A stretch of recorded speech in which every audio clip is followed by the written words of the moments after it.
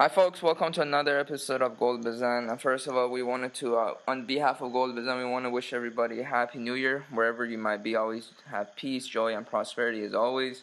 Right now, we're joined by Pejman Pars, another director of Gol Bezan, to discuss the preview of the match that we're playing against Qatar this Thursday, a World Cup qualifier that will be happening at Doha. Pejman, my friend, always a pleasure as always to have a convo about this. How you doing today?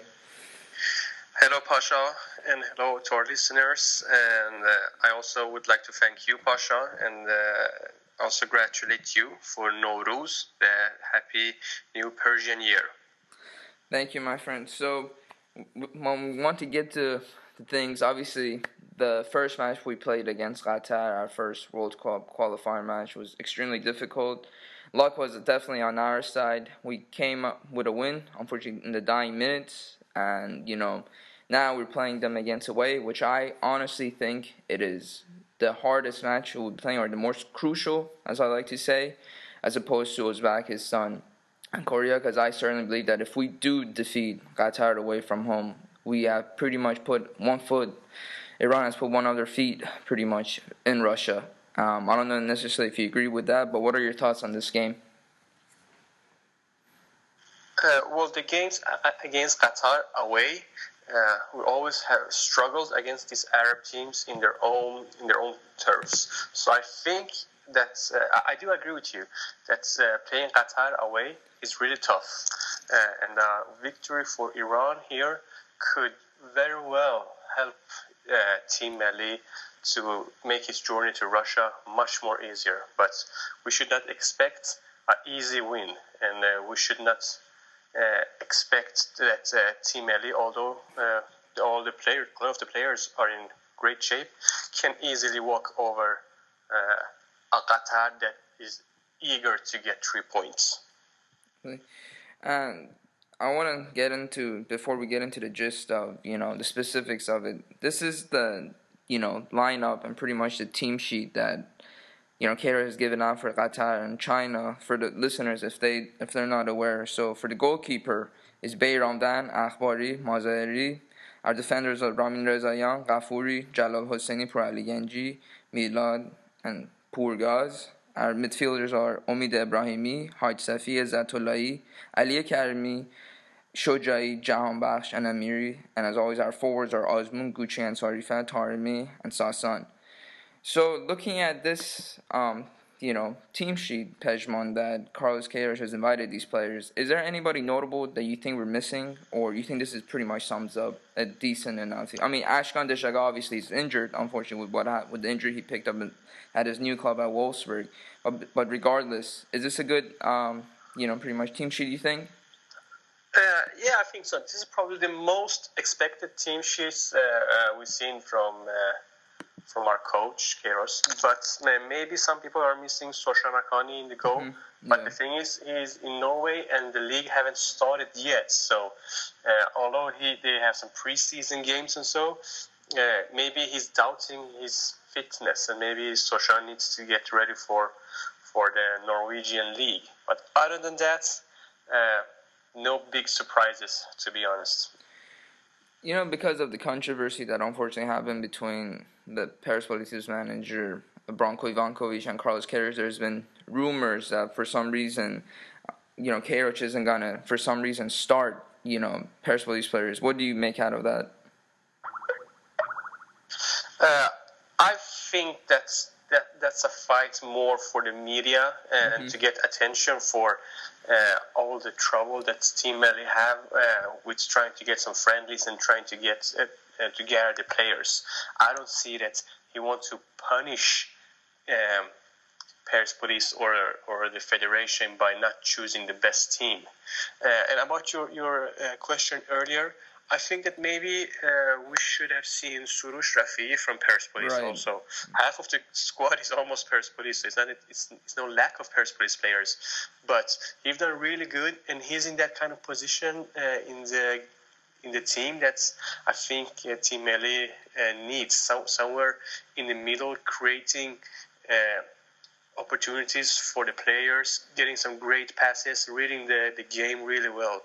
But The problem, I think, is that we've seen plenty of these kind of good players in the league that they actually perform really great in that position, but they fail to do that in the national team. I don't have a good answer why is that so, but we've seen that several times. So maybe that's the reason that Soroush Rafi has yet to become a player for the national squad.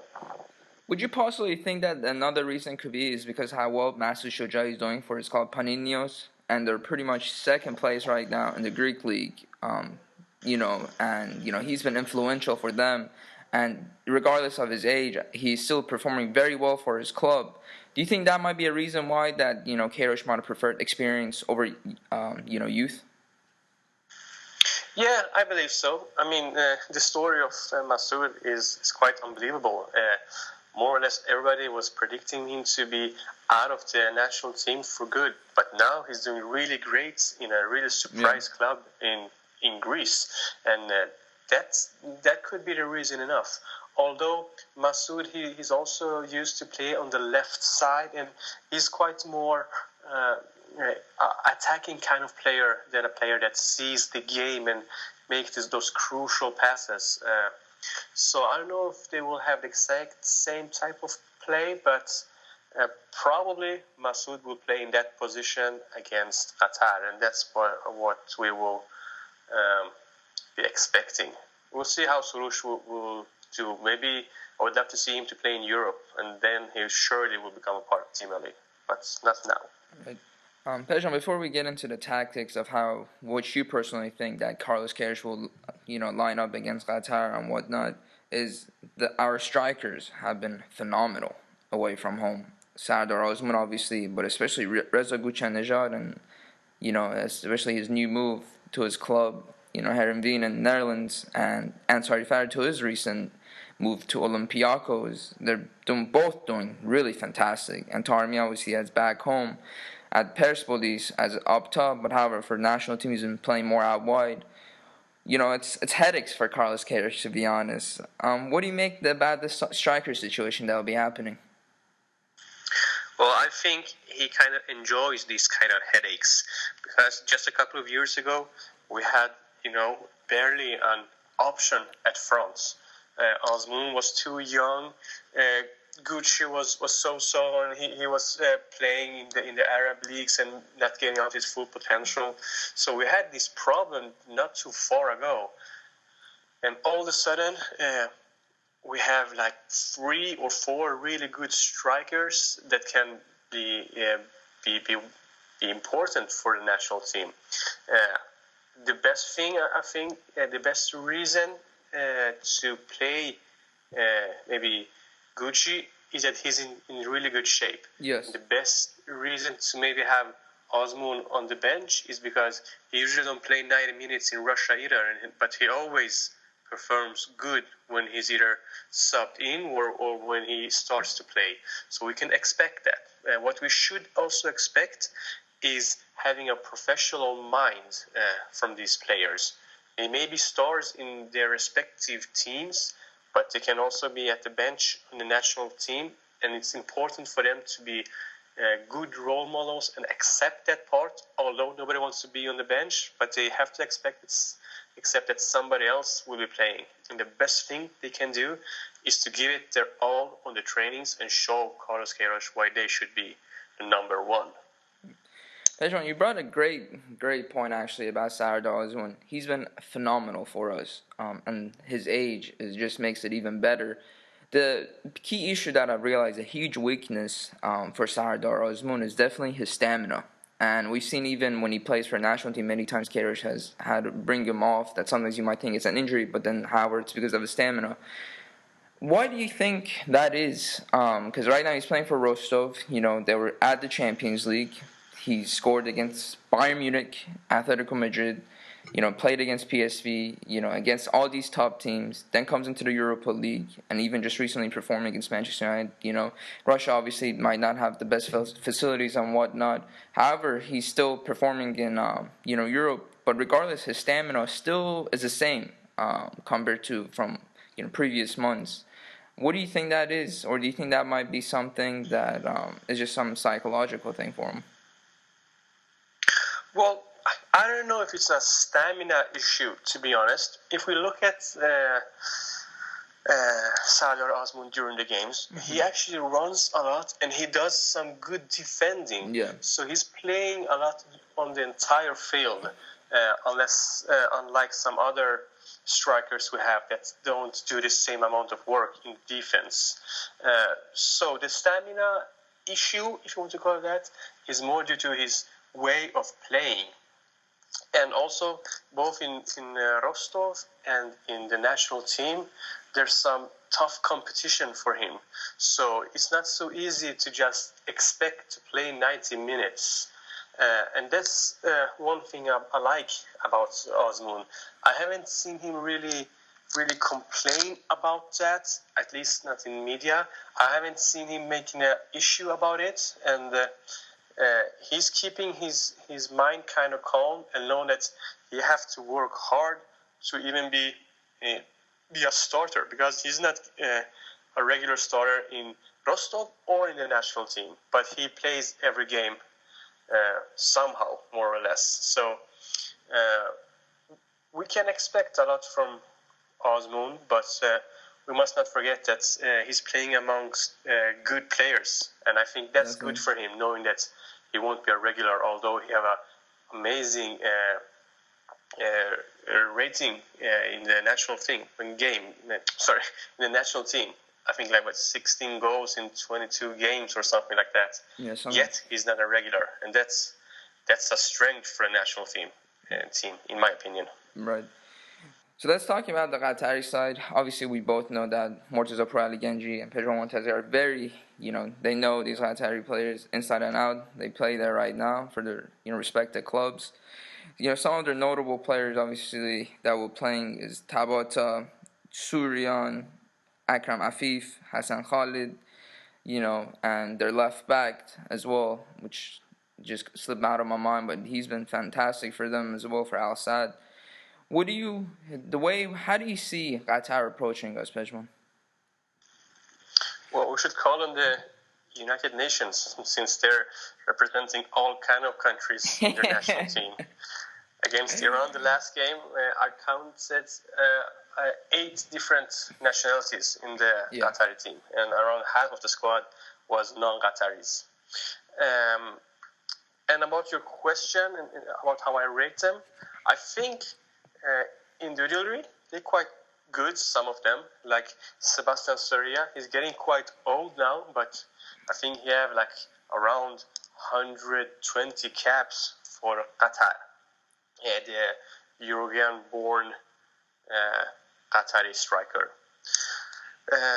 They have some good players, but they, in my opinion, so far, they failed quite miserably to do something about their team. Mm-hmm. I know they had a lot of good young players coming up, and I think the mix with young players and the more older players with some experience have yet to be settled, and they still have to find a good balance for the team.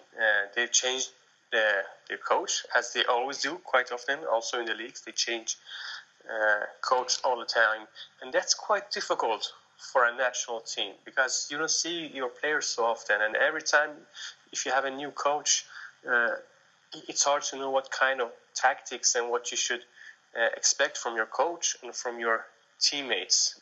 So Qatar as a team will struggle, but individuals, a lot of them are not bad at all, in my opinion. Pejman, now I want to talk about, usually we could predict in a way, Carlos Queiroz, how he's going to line up against Qatar. I think this time he's going to be pretty much more defensive, and we're going to, probably break him on the counter. But how do you see us lining up? Do you still see him going with a 4-2-3-1, a 4-4-2? Because I personally think that he's going to go with a 4-4-2. And I honestly, because of how well Reza Ghoochannejhad is doing, and he's pretty much right now the backup of Azmoun, I see him, having Azmoun and Reza Ghoochannejhad up front, Jahan Bakhsh and Shojai on the wings. I don't see Amiri starting with Haid Safi and Azat Talai, our midfielders and the back pretty much Ramin Rezaian, Jalal Hosseini, Montazeri, and Milad Mohammadi. Well, at the end of the day, this kind of the numbers, they're all just playing with words, 4-2-3-1 and so. And I think your lineup is quite near to my lineup, but I have a couple of major changes anyway. And the thing is, I don't see Ghoochannejhad and Azmoun playing at the same time together. Mm-hmm. I see, to be honest, only Ghoochannejhad starting at top, and at the left side you will see probably Amiri before Ansari Farid, and Shujai behind Ghoochannejhad, and Jahan Bakhsh on the right side.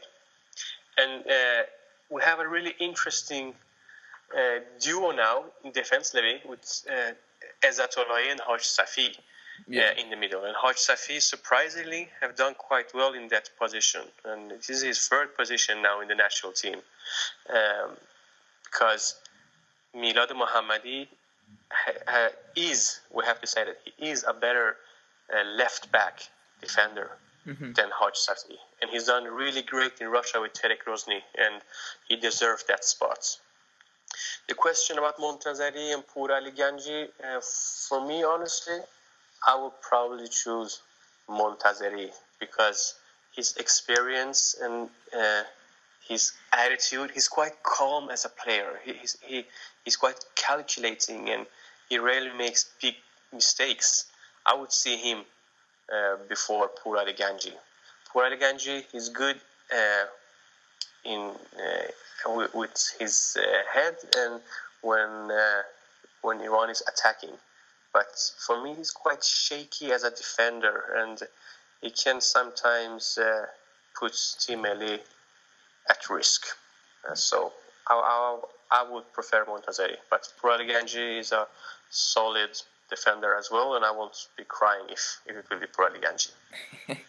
And what about the goalkeeper situation? Do you still see Bayraban starting or Akhbari? No, Akhbari for me is unfortunately a letdown. For me, he had his opportunities, he had his chance, but he seems to be okay interactor.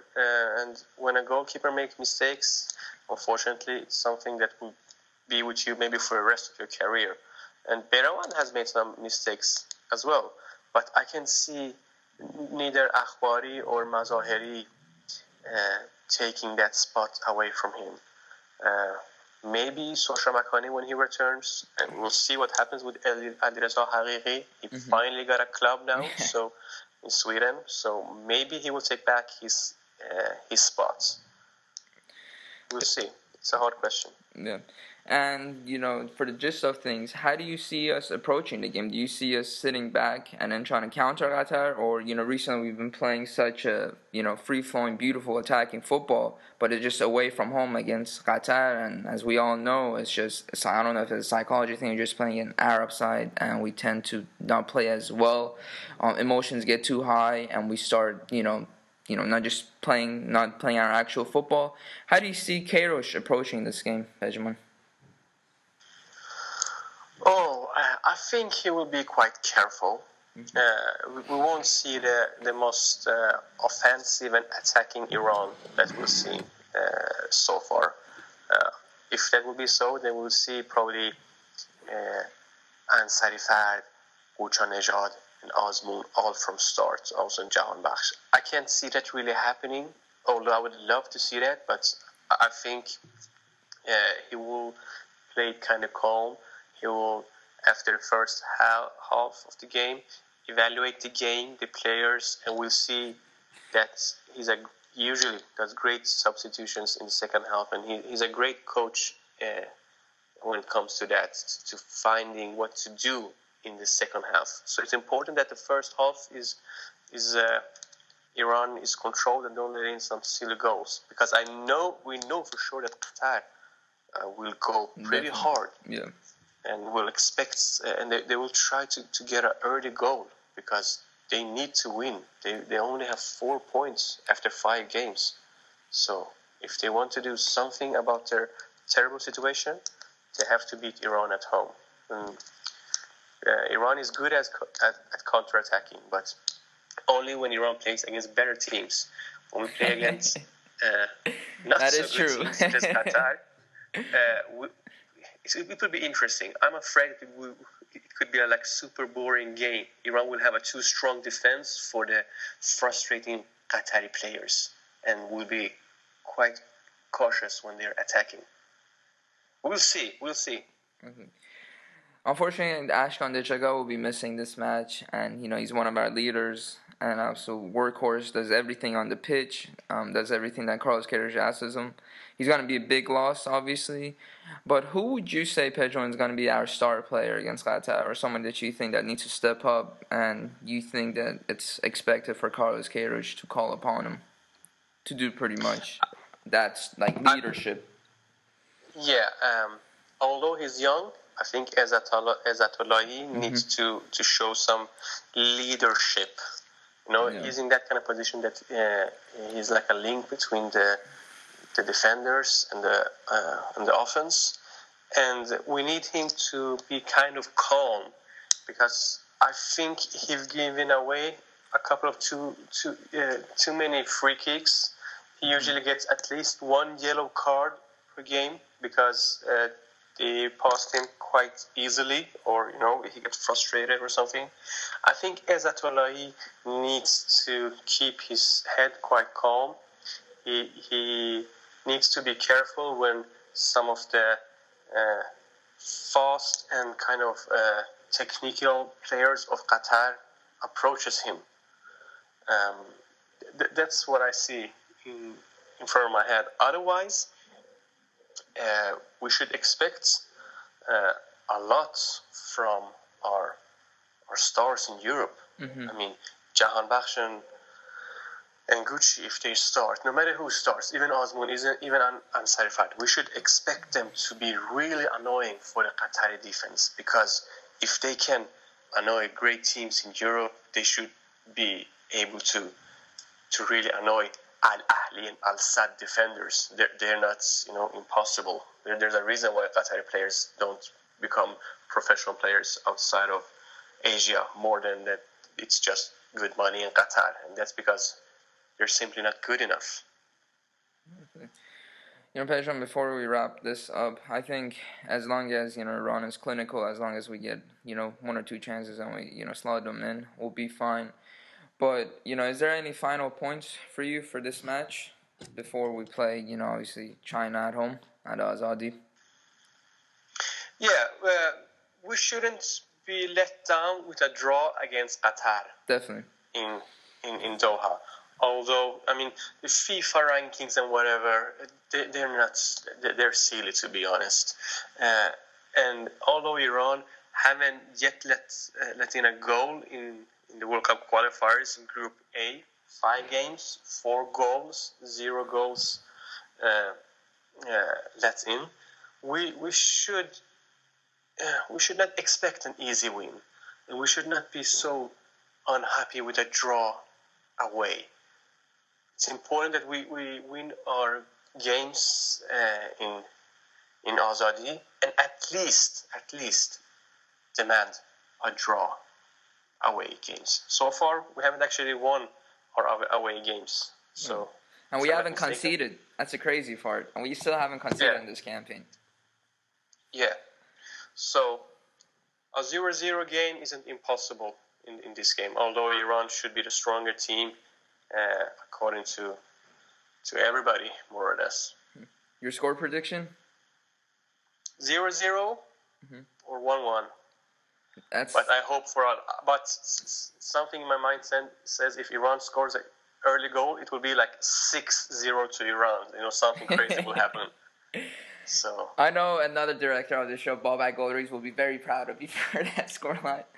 But I personally think it's going to be 1-0 to Iran. I just feel like we're still going to score, and I think we're just going to push back, and we're just going to defend for our lives. And I just cannot see Qatar beating us, not just because of the bias in it, just because of the way Iran has been performing, just how well we, the since the last 4 years till now, how much we've progressed and still haven't conceded. It's amazing. And with our superstars away from home, they're doing so well. I just see us, nicking it with 1-0. I don't see it 2-0, and usually that doesn't really happen. 2-0, I mean. But we'll see what happens. And one more thing, Pasha, I almost forgot. The thing is, Qatar, although they may be not so good on the pitch, they're really good outside the pitch when it comes to preparations, when it comes to getting ready. Yeah. I mean, they have their team like for over 2 weeks now, and just let them go when they have their club games for the Champions League.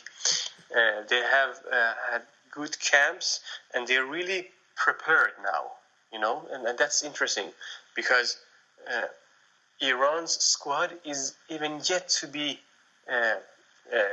to have played together, have one single training together. Yeah. The entire squad, so to say, because the European players, they will come to Doha today, which is Monday, so they won't be having any trainings today after a long trip. They will start tomorrow, Tuesday. So they will have Tuesday and Wednesday to know all the tactics, to know all the things to know and to listen to Queiroz. And this usually would have been a big problem. But since we have had pretty much the same squad as in recent games, we have the same coach. A lot of the players could feel safe that they know what's expected of them. They know where to play and what to do. And that's a strength that we haven't seen in Iran for ages. That although we're not super well prepared, the players can keep calm, and also we can keep calm because we know that Queiroz knows all these players, and he knows what to expect from them, and they know what to expect from Queiroz. That's the biggest Iranian strength against Qatar, in my opinion. Yeah, and not to mention it was a fantastic act of gesture that Queiroz, was traveling, from country to country to talk to our players, while they're playing Europe, and I found that really, really nice thing, and that's why I see why this team has such high team chemistry and high morale is because of, despite the fact that these guys don't play as much, and unfortunately because of the issues we have and we're not playing as much as friendly, but it's still the same team, and people usually know the way, their teammates are going to play on one dot. Despite the fact that obviously we're losing Ashkan Dishaga, but that starting 11 pretty much all know the way we use style and the way we'll adapt, so we should be fine. But again, we just wanted to thank our listeners again. We hope you guys have a fantastic Norooz alongside a family, even if you're listening to this, wherever you may be. As always, we appreciate it. Me and Pejman, Baba Gorisi, Naisamian, and everybody else, we appreciate your time and effort for always helping us out. Pejman, my friend, it's an always absolute pleasure, and then we'll obviously talk again after the Qatar match. Thank you, Pasha. Thank you to all our listeners. You can reach us out via Twitter, Gol Bezan, and also Facebook and Instagram, I think, as well. Right, Pasha? Yeah, I mean, we barely use Instagram, but that's a good point. We've actually gone on various other platforms for pod. You can find us at Stitcher, TuneIn. We're soon going to be on Google Play, but obviously iTunes, and supposedly now I had no idea we're on Android. So as long as you type in Gol Bezan on Google or on your phone or wherever, it will say what platforms you're on. Obviously SoundCloud, because that's where our main domain is. But it's appreciated. Eid to Mubarak, and thank you all. And we're hoping for a win. I mean, I'm hoping for a win. I know Pejman is deep down. Yeah. But, I always hope for a win. Yeah. But I try to not to get my hopes up. Yeah. But okay, guys. Yeah. Take care. Much love.